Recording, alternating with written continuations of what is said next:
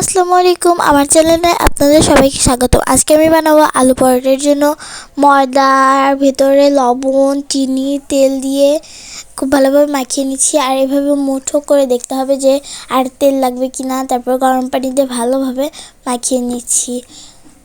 আর এই আলু পরোটাটা সম্পূর্ণ আমার রেসিপি, তাই আপনারা যদি আরও খুঁজেন পাবেন না। আর এখানে আছে পেঁয়াজ কুচি, আদা কুচি, রসুন কুচি, ধনেপাতা কুচি, মরিচ কুচি। এখন গরম তেলে পেঁয়াজ কুচি, মরিচ কুচি, আদা কুচি, রসুন কুচি সব দিয়ে দিচ্ছি। আর এখানে আমরা খুব অল্প পরিমাণে তেল ইউজ করব।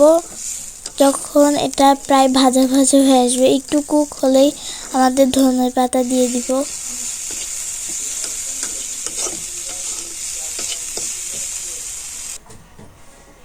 আর এই যে আমাদের আলু আমি ছোট ছোট করে কেটে নিয়েছি যাতে তাড়াতাড়ি সিদ্ধ হয়ে যায়, এর জন্য এটাকে আমি সিদ্ধ করছি।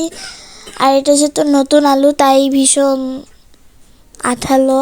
আর আমাদের ভেজে রাখা সেই মিশ্রণটা দিয়ে দিচ্ছি, মানে আদা কুচি, রসুন কুচি, ধনেপাতা কুচি, মরিচ কুচি, পেঁয়াজ কুচি ভেজে রেখেছিলাম ওগুলো।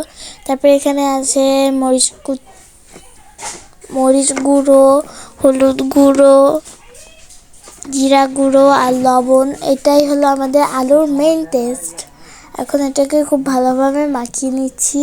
আর এখানে আমাদের মাখিয়ে রাখা ময়দার ডোটা গোল করে এটাকে একটু মোটা করে ছোট করে বেলে নিচ্ছি। আমার আশেপাশে অনেক শব্দ, আপনারা একটু ইগনোর করবেন। মেনলি আমি যখনই ভয়েস দিতে বসি তখনই অনেক শব্দ হয়। আর এই যে আমাদের আলুর পুরটা দিয়ে দিচ্ছি। তারপর এটার মুখটা বন্ধ করে এটাকে আস্তে আস্তে করে বেলে নিচ্ছি, কারণ আমি আলু একটু বেশি ভরেছি, কারণ এটাতে আরও বেশি টেস্টি লাগে।